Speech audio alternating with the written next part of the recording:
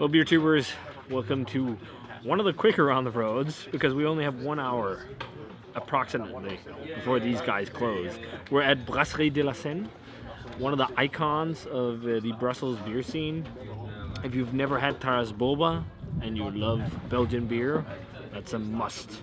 So we're here, we're drinking their beers straight at the source, and as I said, it's on a bit of a quick time schedule, mainly because we got here a bit late because we've been spending most of the day at Fontaine, which was amazing.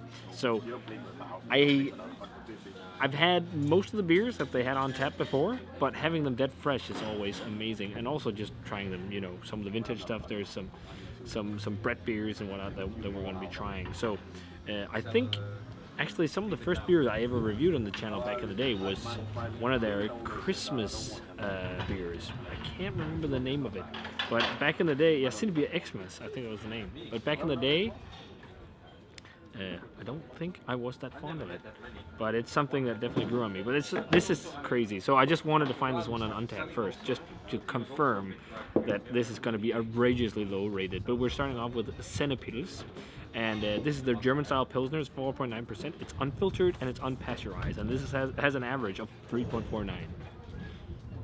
I know this is going to be great. I've had it before. Well, let's check it out. So a lot of people say this is one of Belgium's best Pilsners, craft Pilsners. Beautiful, crisp, golden yellow color, crystal clear.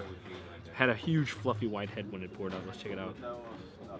Yeah, that smells amazing. That smells so good.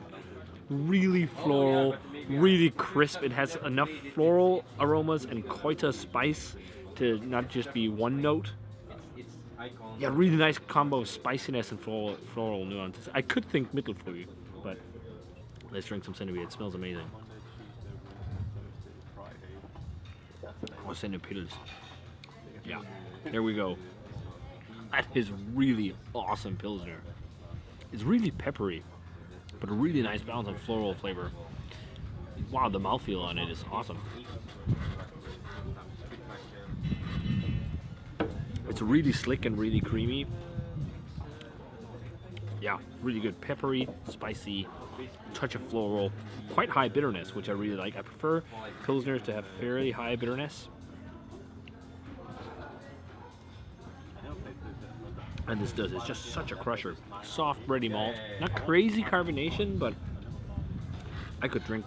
I should have gotten a bigger glass. I might have one later. We'll see if we can make it. That's just like if you blindfolded me, I think this would be just like a super well brewed German Pilsner. It just drinks amazingly, fresh at the source. So, next beer is Brusselensis, and this is pretty much De La Senne's take on doing a Brett beer like Orval. So it's been re-fermented with Brettanomyces in the bottle. It's 6.5% Brett Pale Ale. I love beers like this. It was amazing to go to Orval and drink really fresh Orval. Both fresh aged and the low ABV one. But now we're trying this one. I've had it before, but it's been a long time. Whoa, it smells really nice. You can definitely see a similarity to something like Orval. Maybe it's a shade lighter. Nice hazy golden orange. Really nice Brett aroma, that like musty kind of funkiness. I'm getting a bit of stone fruit. I'm getting a bit of like a leathery tone to it. There's pear to it.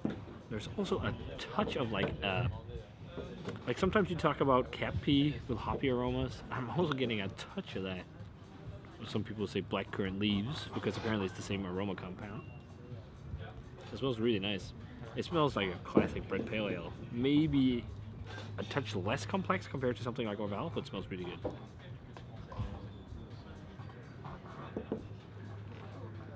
Massive carbonation. Pretty big mouthfeel. Really, really tasty. Touch of caramel malt to this as well. Loads of spicy, kind of like noble hop flavor. That's really tasty. Yeah, a touch of floral vibe. It has some of that like slight leathery funkiness. It's just really, really sessionable stuff. As most of Brasserie de la Senne, just like, it's funny, a lot of like beer geeks don't like rate it that high unless it's like OG beer geeks, but loads of brewers and stuff really love it. and I see why. Like, it's just like fairly old school beer, but just done really, really well. So the next beer is Saison van de Boer, and this is a spelt Saison with Brett. It's 5.3%, so a little bit less strong compared to the Brusselensis, which is, of course is named after the Brusselensis Brettanomyces yeast. But this is a spelt Saison. It's been dry hopped and it's also fermented with an addition of Brettanomyces. So, you know, it's probably going to be a funky, spicy spelt Saison. It's also lightly dry hopped, or it's just dry hopped, and they get like aromatic funk, fruitiness. They get apricot, gooseberry. Sounds nice. Sounds like a beer for me, that's for sure. So pour is a really beautiful golden yellow color. Look at that. Slightly hazy as well. When they poured these out in the bar, they just have the most amazing heads. You can definitely see that the bar staff here has poured beers like this a lot of times. Let's check it out. Oh yeah, there's definitely like a really nice rustic grain profile. It smells like wheaty and fluffy, but it's a bit more rustic. Almost, maybe not as much as something like rye, but spelt has more of a rustic aroma than like regular wheat. Brett is definitely there. It's not like heavy on like Brettanomyces funk, but I'm definitely picking up on it. It has like a little bit of a dusty, musty feel, but I don't know if I'm getting like pineapple per se. I'm getting more like spicy and floral notes. Maybe I can see like a touch of grape and gooseberry.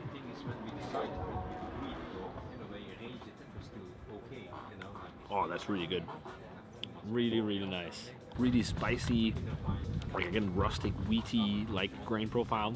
Not as much Brett as in Brusselensis, I think, but there's definitely some there, like a nice medium funk. It's got like really nice spicy hop profile. I can see what they're talking about, maybe with like a gooseberry grape thing, but maybe not so much pineapple for me.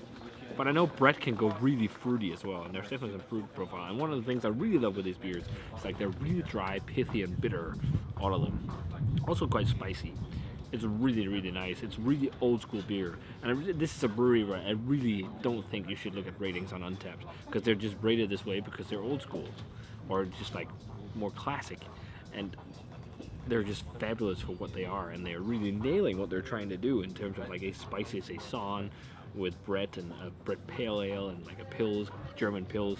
They are much better than the averages. And I think it's a shame with breweries like this that they get so much shit from beer geeks, because a lot of beer geeks need like intense fruity flavors and intense over-the-top pastry and all this, whereas classic beer like this is just awesome as well.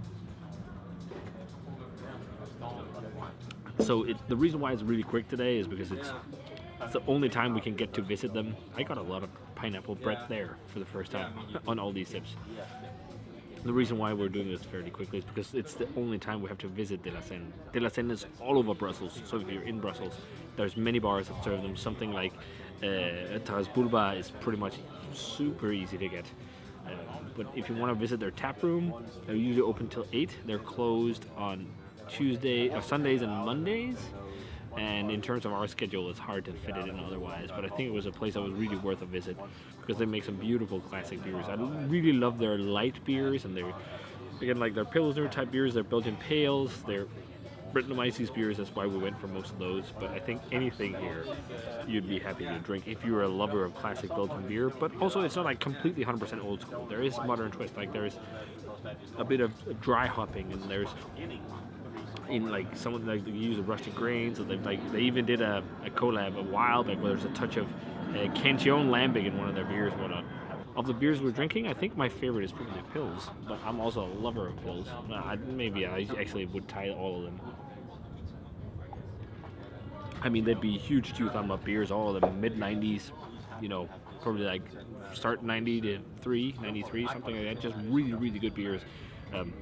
Loving the Brett character on and whatnot, but for some reason De La Senne just get low ratings and lots of crap, and I don't get why, because it's just really great classic beer.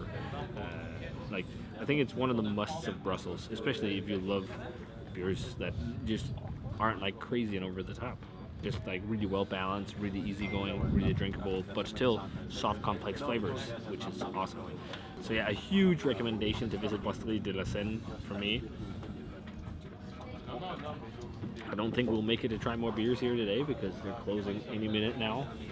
So it's just a quick clip to stop on by and try some of their stuff. But if you have the chance, definitely visit De La Senne when you're in Brussels, or go to one of the numerous bars where you can try their beers. So hope you guys enjoyed this slightly obscured by sunlight and clouds video at De La Senne, although it was really quick. But I just wanted to stop by quickly, have some beer at the source, and share it with you guys, because this is as fresh as it gets. So if you guys had a chance to try either of these beers, let me know what you thought of them. If you had a chance to try Brasserie De La Senne, let me know as well.